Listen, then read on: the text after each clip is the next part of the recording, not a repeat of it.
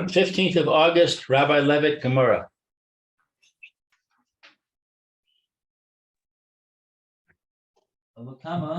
Thank you, Rabbi. Welcome back to you. Okay, so. That was a long break. Oh, okay. Too long. I had to double check to make sure everything was okay, that my speaker was working. Oh, well, I was able to help my wife put away some heavy dishes. So thank you for that break. Oh, okay. See that? Okay. Did Phil finally get on a plane? I believe he said he was going to America. I'm not sure what his status is. I just saw the letter he sent. He sent an email, yeah, saying what his schedule was. I can bring it up. Oh, okay. Yeah, he says in Florida visiting my sister for a week. When I return, I'll be vacationing with the family in Kiryat Shmona the week after. Oh, that's right. And this was sent yesterday. So he's got for 2 weeks, it looks like. Right. Okay, good. Very good. Okay, so we are back to our case over here about the kings and the coins. Right. And I wanted to go over my list that I wrote. Okay. Oh, good. You wrote up a list. So the first principle is that, which is according to Shmuel, as explained by Rav Nachman, is that coins that are only good in Mishan are good. You can use them to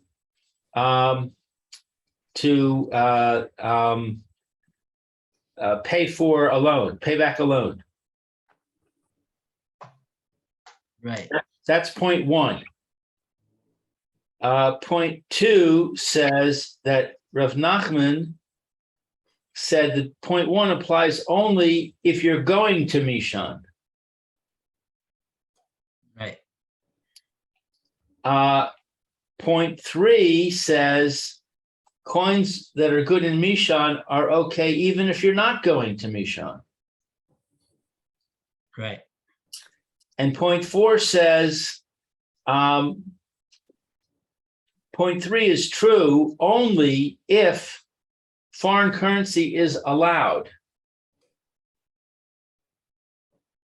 So if foreign currency is, if you're allowed to own foreign currency in a place that's not Mishan, and you're not going to Mishan, and you have coins that are good only in Mishan, you can use those coins to pay a loan, according to point four. Right, because you can trade, you can freely trade these coins with people who are interested in such coins. Right. So it becomes that the coins are actually in circulation. They're not in Indirectly in circulation. yeah, they're right. It's enough that they should be regarded as kesef. Okay. So now what we have, let me just give you a hakdama of where we are in the Gemora at this point. And then we'll be able to go further as the Gemora continues the discussion. Hakdama means summary? Hakdama is like an introduction. Oh. An overview. Okay. Like when Art Scroll gives you an overview so that you can understand what's going to happen now. So you need to have a little bit of overview over here. Right.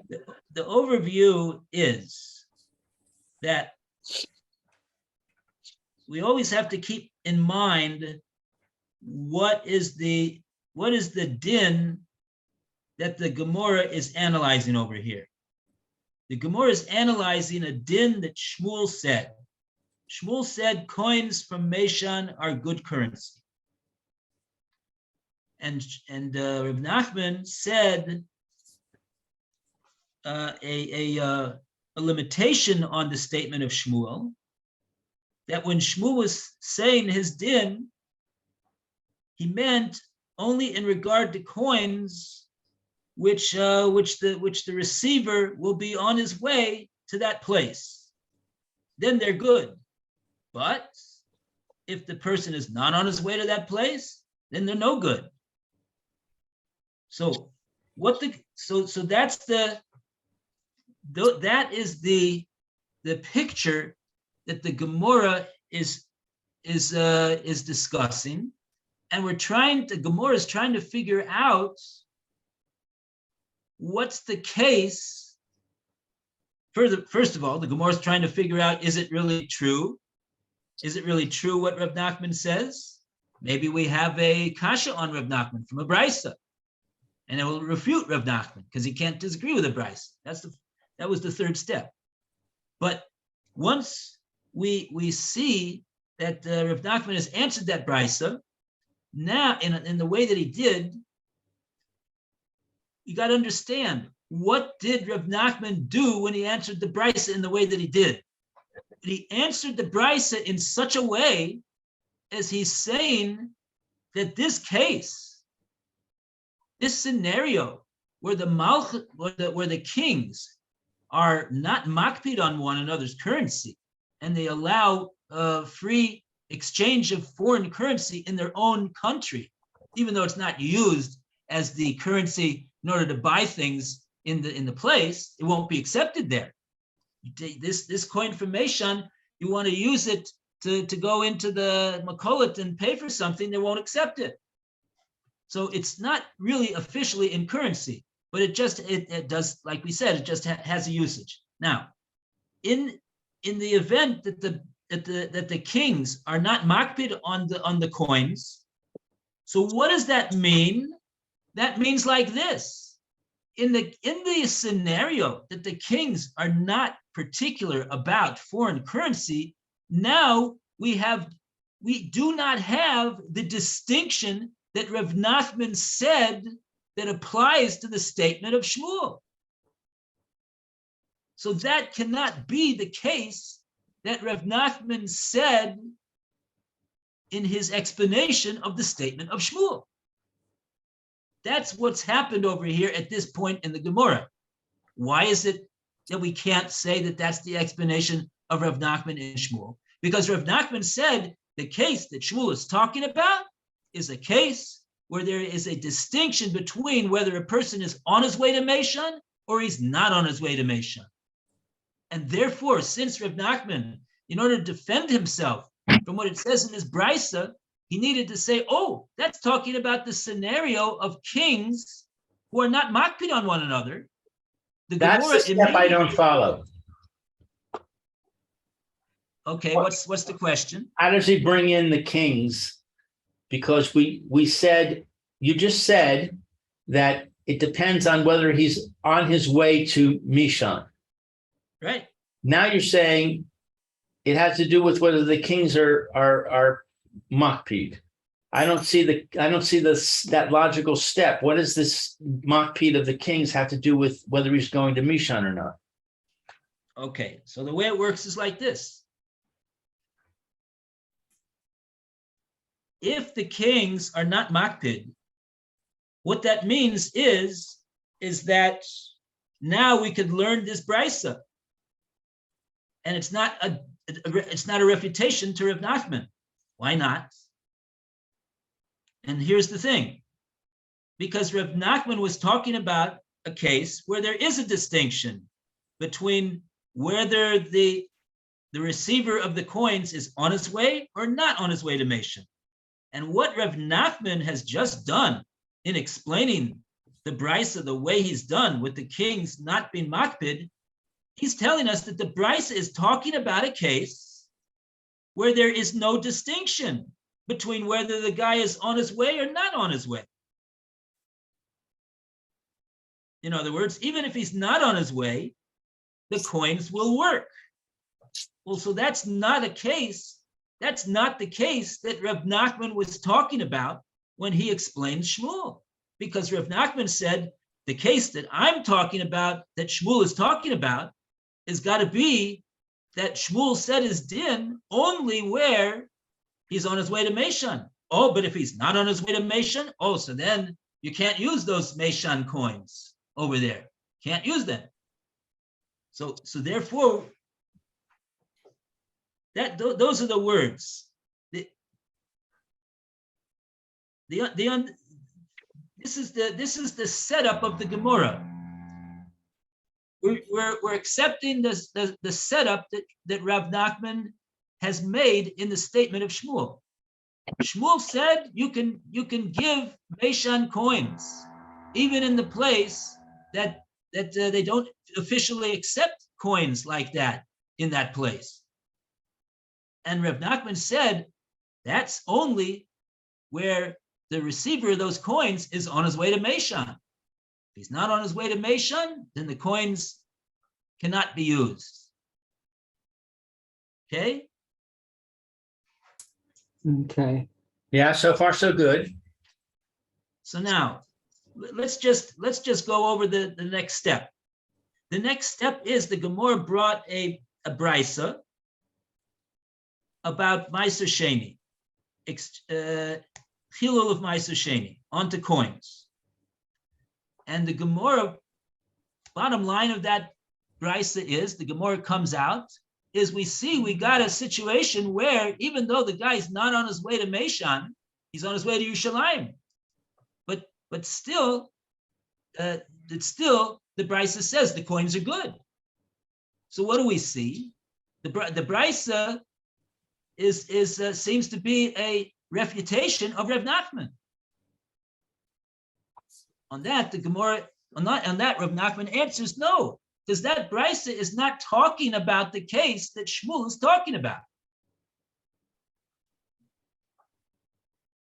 The case that Shmuel is talking about is not a case where the kings are not makpid about one another.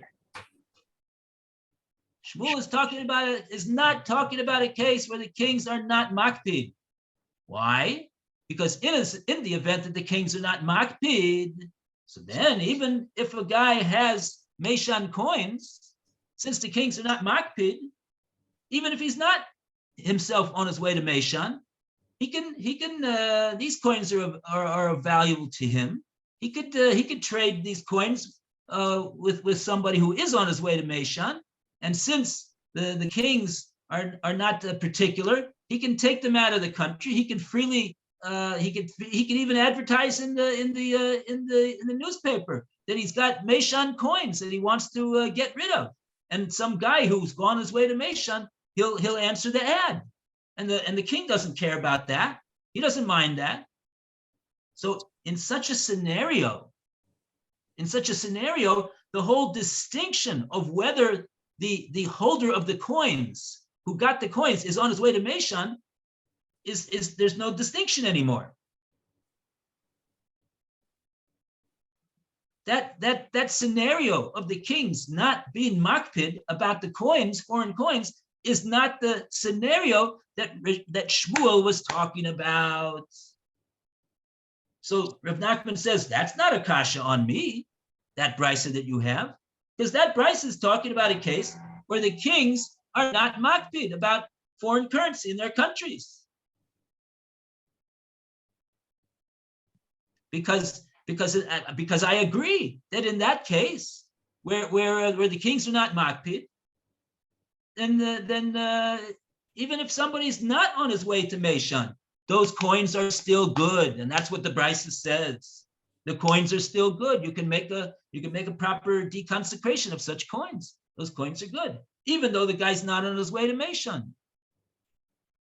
Right? So therefore, that's not a kasha on Rav Nachman. that Reb Nachman says that, oh, Shmuel only said his din when the coins are good, the Meshan coins are good, only when the receiver of those coins, the lender, is on his way to Meshan. No, says Reb Nachman, that price is not difficult on me, because that price is talking about a different scenario. It's talking about a scenario where the kings are not makpid about foreign currency in their countries. And Shmuel was not talking about that. And I'm explaining Shmuel. And Shmuel was not talking about that. So that's where we are right now. That's the end of step 4.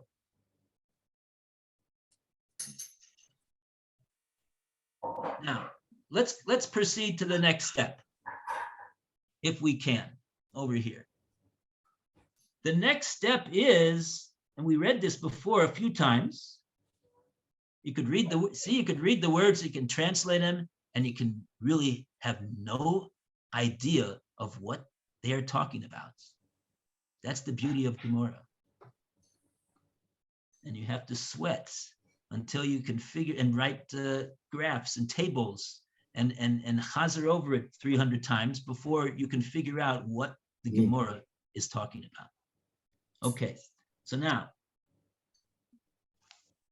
sometimes you don't have to do it 300 times. You can do it less than that. Okay, so now, step 5, says the Gemora, we got it. You mean to say that Shmuel did not say his din in the case where the kings are not makpid about foreign currency in their countries. Good, we got it. So now, what do you want to say, Reb Nachman? You want to say, therefore, that Shmuel must have said his case in a case where the kings are makpid.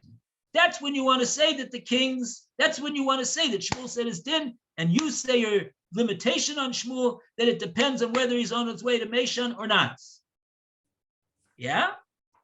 That's what you want to say, Reb Nachman? Well, let's analyze that for a minute. Says the Gemora, Ella, ki amar Shmuel, you want to say that Shmuel said his din, kishamalchios makpidos zoalzu? When the kings are particular about foreign currencies in their countries? Says the Gemara, you're going to have a problem, Reb Nachman. You're going to have a big problem. You won't be able to say that case is the case that Shmuel said either. Now, why is that? Says the Gemara, because how is this guy who's got the Meshan coins, even if he is on his way to Meshan, how is he going to be able to get these coins to Meshan over here when the king in this country, where they're not accepted these Meshan coins, he's a king from a different Medina. It's not his kingdom of Meshan over here, and he is makpid. He's particular about these coins. What's that mean? He's particular about these coins. That when this guy with the Meshan coins, he's on his way to Meshan, right? And he's going to go to the airport, and they're gonna say, take off your shoes, take off your hat, take off your belt, take and open everything that you've got in your bag over there, and let's run it through the X-ray, and let's see if you got any Meshan coins on you. And if you have Meshan coins on you, it's all over. Goodbye, Charlie. Got it? A deafening silence.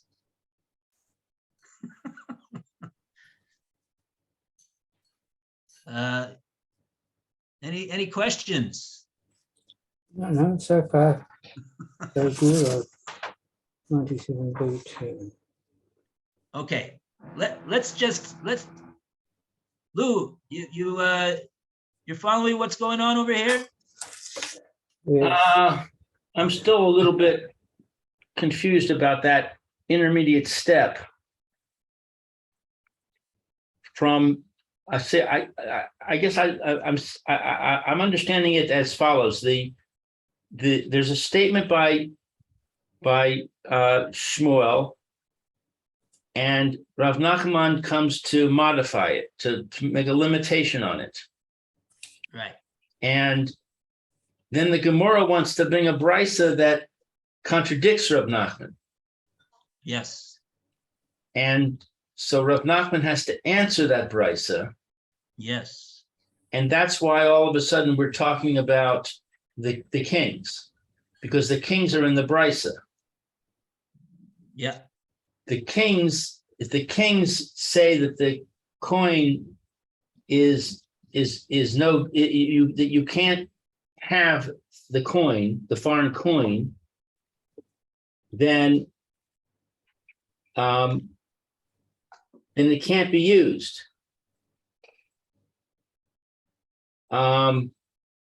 Unless the recipient is going to Mishan. But that doesn't make sense, because if the coin can't be used, he can't go to Mishan with it. It'll be confiscated. That's the Gemara's question. That's the Gemara's question. Now we have to understand. You have to understand the background over here. See, the thing is like this. We, again, the background is we are trying to understand the statement of Rav Nachman as he explained Shmuel. Shmuel said Meshan coins are good. Rav Nachman said, oh, they're only good if he's on his way to Meshan. If he's not on his way to Meshan, then Rav Nachman himself, then Shmuel himself will say that it's no good.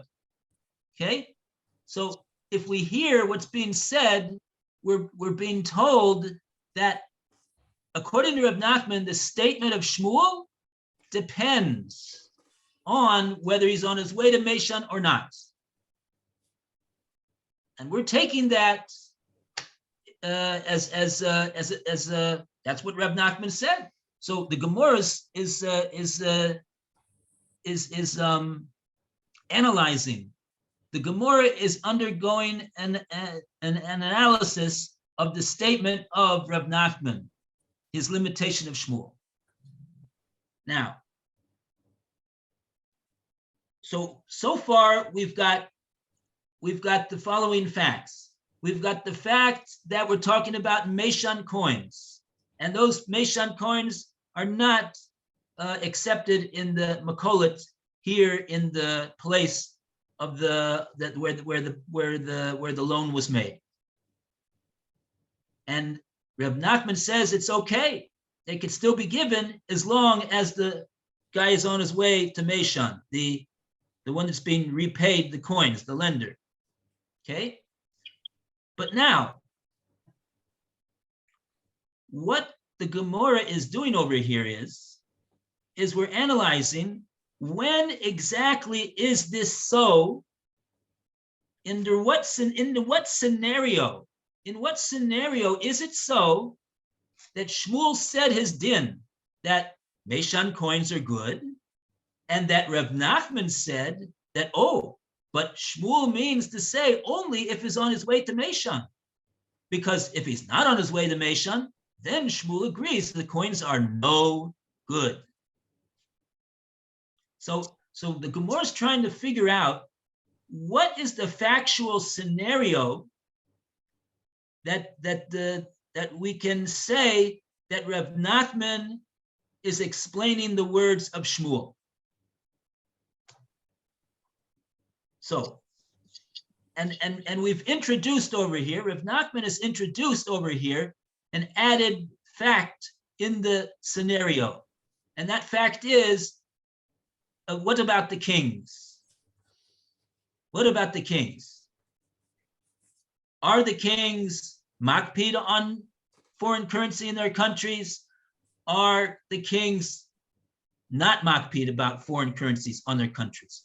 Which is the scenario that Shmuel is saying his din, that Reb Nachman is limiting the din to he's on his way to Meshan. So far, what we've accomplished in the Gemara is we have said, based upon Reb Nachman's answer defending himself from the charge of the brisa, we have said that, oh, when it comes to kings that are not makpid, Shmuel was not talking about that case. He's not talking about the case when they're not makpid. Why? Very simply, because according to Rav Nachman, Shmuel is only talking about a case where he's on his way to Meishan. Then the coins will be good. If he's not on his way to Meishan, the coins will not be good. So what we need to do is find a factual scenario where we preserve this distinction that Rav Nachman is drawing between on his way to Meishan and not on his way to Meishan. And we're trying to figure out, well, Rav Nachman has told us that when the kings are not makpid, that's not the case where that's not a case where there's any distinction whether he's on his way to Meishan or not. For the reason that we said, because even if he's not on his way to Meishan, the coins are still valuable. It seems that the point of being on his way to Meishan is that he has a way to a convenient a way that these coins are valuable to him, and therefore we will allow the person to pay him back in such coins that it's convenient for him, reasonably convenient for him, and he's getting something of value. That's how I understand the Gemora. So if he's on his way to Meishan, yeah, of course, he could be paid back in coins, right? But in what scenario is that the case that Rav Nachman is talking about, that if he's on his way to Meishan? Well, if the kings are not makpid, so then it makes no difference whether he's on his way to Meishan or not. Is that clear? That was our explanation, because he could put an ad in the newspaper, and people from Meishan or people who are going to Meishan can answer the ad, and nobody's going to get thrown in jail by the police or have their coins confiscated, because the king doesn't care. He's not makpid about this activity.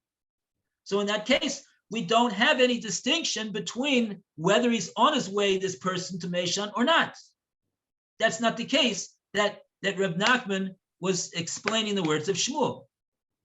That's what we got over here. So now, are we following that point? Yes, it seems to be that the central point really is the attitude of the kings. No, I don't think so. The central point is the worth of the coin. Well, that depends on what the kings say. Yes. Okay, fine. So you're in agreement. Violently. That's how it works. So where the kings are not makpid, so then it doesn't make a difference whether he's on his way to Meishan or not. So that's because the coin is equally valuable in every place. Because this person this lender who's being paid with these coins, he can put an ad in the newspaper and get rid of these coins, even if he's not on his way to Meishan. It doesn't matter whether he's on his way to Meishan or not, since the kings don't care whether he holds such coins, or whether he trades in such coins, or whether he leaves the country with such coins. They don't care one way or the other. So in that scenario, we're saying that Reb Nachman, who did make a distinction between whether he's on his way to Meishan or whether he's not on his way to Meishan, in that scenario where the kings are not makpid, that was not the case that Reb Nachman said his din, his limitation on the din of Shmuel. We were not talking about that case, okay? Because the fact of the matter is that even though we have Meishan coins, which are no good in the Makolet here, And even though the person who's being paid these Meshan coins is not on his way to Meshan, but so why? So but since the kings are not makpid, so he can readily Get make rid of use them. of these coins.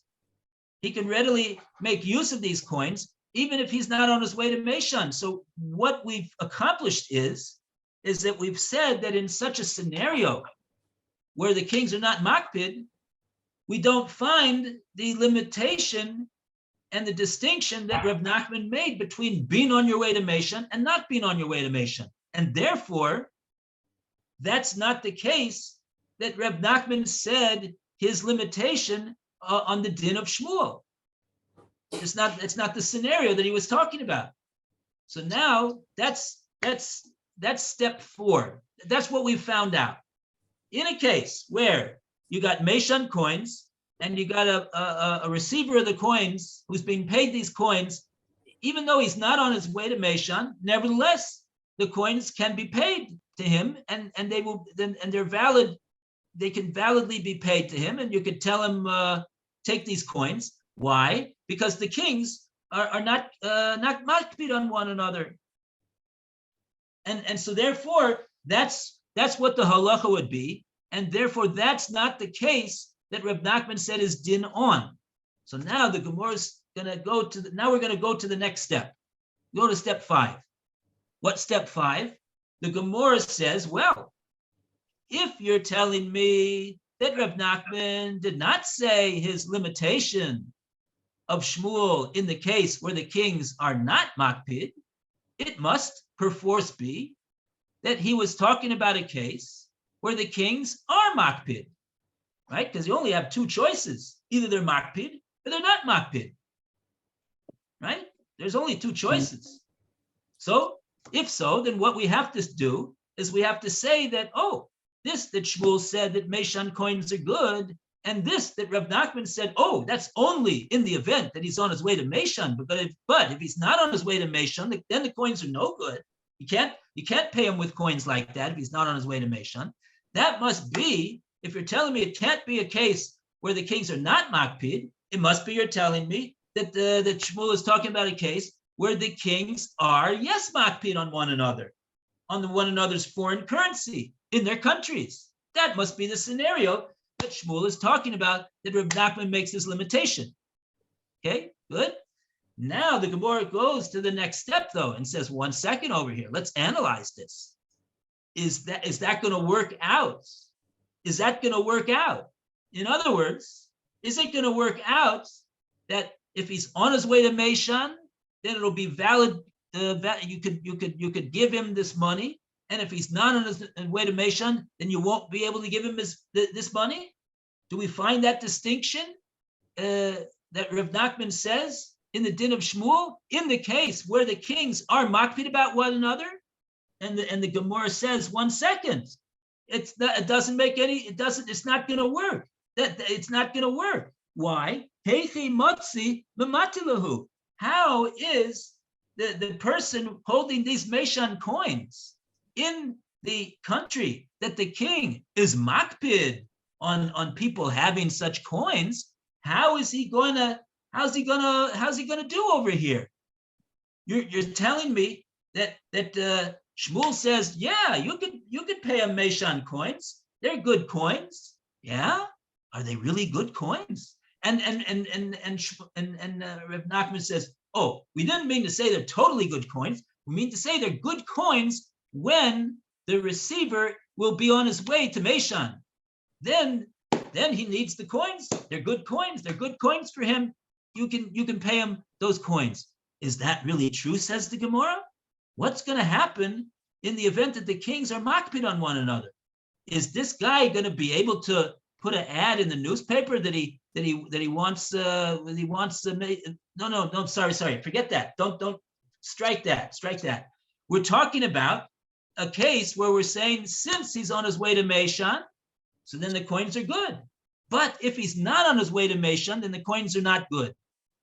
And like that, we would successfully be able to explain that Reb Nachman is talking about this case, and Shmuel is talking about that case, and there is the distinction of being on your way to Meshan and not. If you're on your way to Meshan, the coins should be good. So it says the Gemora, but no, there's a problem with that. How can he get to Meshan with these coins? Is he going to be able to get to Meshan with these coins if the king in the country where he's in right now is makpid, that he holds such coins like that? Says the Gemora, explains Rashi, no, he's not going to be able to get to Meshan so easily. Why? Because he's gonna he can't how's he gonna get to Meshan? He's gonna have to cross the border, right? In order to get to Meshan. And at the border, they've got the king's men of this Medina. And what are those king's men gonna say to this guy? They're gonna say, do you have any Meshan coins, sir? And he says, Meshan coins? What's that? And then they're going to have their dog over there, and the dog is going to sniff for the Meshan coins. And they're going to say, can you put your bag, please, on the conveyor belt over here, and our X-ray will X-ray to see if you got any Meshan coins over there, and go and walk through this thing over here, and hold your hands up like this, and do you have any Meshan coins in your possession, sir? And if he does, Not good. so it's goodbye, Charlie.